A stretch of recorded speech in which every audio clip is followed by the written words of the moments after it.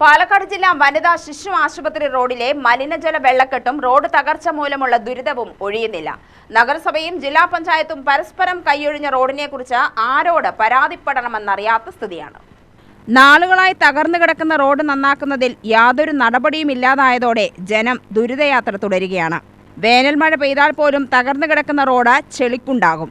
ഒപ്പം മലിനജലം കൂടിയാകുന്നതോടെ ജനത്തിന് ദുരിതവുമേറും. ഏതു സമയത്തും ഇരുചക്ര വാഹനങ്ങൾ കെട്ടിക്കിടക്കുന്ന മലിനജലത്തിൽ തെന്നിവീണ അപകടത്തിൽപ്പെടാം. ഇത്രയെല്ലാം അപകടാവസ്ഥയിലായിട്ടും റോഡ് തകർച്ച പരിഹരിക്കാൻ യാതൊരു നടപടിയുമില്ല. ജില്ലാ ആശുപത്രിയിലെ പുതിയ കെട്ടിട സമുച്ചയ നിർമ്മാണത്തിനുള്ള സാധനങ്ങളുമായി ഭാരവാഹനങ്ങൾ എത്തിയാണ് റോഡ് ഇത്രയേറെ തകർന്നത്.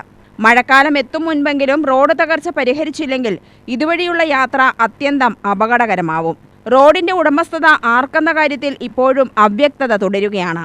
നഗരസഭയും ജില്ലാ പഞ്ചായത്തും റോഡ് തങ്ങളുടേതല്ല എന്ന നിലപാട് പറഞ്ഞൊഴിയുകയാണ്. ഇങ്ങനെ പരസ്പരം കൈയൊഴിയുന്നത് കൊണ്ട് തന്നെ പ്രശ്നത്തിലുള്ള പരിഹാരവും നീളുന്നു. വെള്ളക്കെട്ട് സംബന്ധിച്ച കാര്യത്തിൽ നഗരസഭയ്ക്ക് ആവശ്യമെങ്കിൽ നടപടിയെടുക്കാവുന്നതാണ്. അഴുക്കുചാലടഞ്ഞ ഒഴുക്ക് തടസ്സപ്പെട്ടതോടെയാണ് മലിനജലം റോഡിലെ കുഴികളിൽ കെട്ടിനിൽക്കുന്നത്. മാസം ശരാശരി 400 മുതൽ 500 വരെ പ്രസവം നടക്കുന്ന ജില്ലാ വനിതാ ശിശു ആശുപത്രിയിലേക്കുള്ള ഏക വഴി കൂടിയാണിത്. UTV news, Palakkad.